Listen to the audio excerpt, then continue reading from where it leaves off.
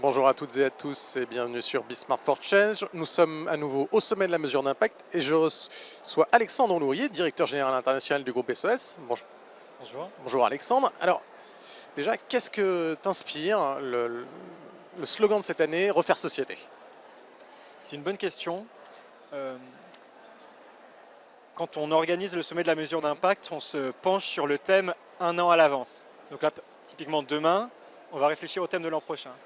Et l'an dernier, quand Tony Bernard, qui dirige l'Impact Tank, me parle du thème refaire société, au début j'ai trouvé ça un peu ringard. Je lui ai dit, c'est tiède, c'est un peu mièvre, le vivre ensemble, le refaire société. Et en fait, dans la foulée, il y a eu Trump, des replis nationalistes dans les urnes à toutes les élections, des coupes, le démantèlement du USAID ou des coupes budgétaires sur tous les budgets qui viennent en secours aux plus vulnérables. Et je me suis dit, waouh, en fait, c'est pas tiède du tout, refaire société. Vivre ensemble, en fait, c'est pas du tout ringard, c'est même critique d'en parler au sommet et ça devient très politique et très clivant. Donc j'ai changé d'avis, je suis très heureux qu'on accueille 6000 personnes aujourd'hui pour en parler. D'accord. Oui, donc il y a des lignes de fracture, qu'elles soient sociales, environnementales, qui sont malheureusement plus présentes que jamais. Comment le groupe SOS travaille pour essayer de réduire ces fractures? C'est particulier parce que le groupe SOS n'a pas d'actionnaire. C'est-à-dire que ma performance en tant que dirigeant, on la mesure à mon utilité pour les autres et dans la résorption de ces fractures justement. Et donc c'est notre raison d'être. Et en tant que dirigeant, je n'ai pas une boussole financière à gauche, une boussole sociale, c'est la même boussole. Et en fait, il y a ce qu'on fait et comment on le fait.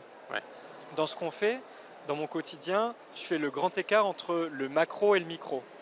Le macro parce que par exemple avec le sommet, on assume de vouloir imposer dans le débat public la question de la mesure d'impact, objectiver avec des référentiels communs la manière dont on mesure l'impact, et ça amène parfois à changer la loi. On bosse à l'international, on a permis l'adoption de cadres favorisant l'économie sociale et solidaire à Madagascar, au Maroc, au Bénin, etc. Et d'un autre côté, côté micro, on fait des actions parfois très précises. On est nous-mêmes opérateurs, par exemple, d'entreprises d'insertion à Madagascar, en Roumanie ou encore au Maroc, où on salarie des personnes vulnérables, on les forme, on les accompagne d'un point de vue social, mais aussi vers l'emploi pour les remettre en selle. Et donc, dans ce que l'on fait, c'est aussi bien macro que micro. Et ensuite, dans le comment on le fait, c'est assez particulier parce que je pense qu'aujourd'hui, on ne peut plus nier que l'entreprise est un espace politique. On ne peut pas nier qu'il n'y a pas un lien dans la manière dont un citoyen se sent bien dans ses pompes ou pas dans sa boîte et de la manière dont il vote, et vice-versa. Et dans comment fonctionne le groupe SOS, déjà, participation des salariés, c'est un groupe très horizontal. Il y a 22 000 salariés, mais une très grande subsidiarité. Les innovations viennent du terrain. Et 2, partage de la valeur. Comme je l'ai dit, le groupe n'a pas de capital, il n'a pas d'actionnaire, il n'y a pas un euro de dividende. Tout est réinvesti. Et le plus gros de notre budget, c'est nos équipes, c'est nos salariés. Donc, transparence, partage de la valeur et participation des équipes aux grandes décisions de l'entreprise. D'accord. Je rebondis un peu là-dessus, puisque le monde du privé est de plus en plus sollicité pour justement être politique et s'impliquer. Comment faire pour que tout le monde travaille un peu en bonne intelligence entre effectivement le privé qui arrive un peu sur le tard, les pouvoirs publics, tout le monde associatif qui était déjà là? Comment on fait cohabiter tout ce petit monde? On organise des sommets comme ça.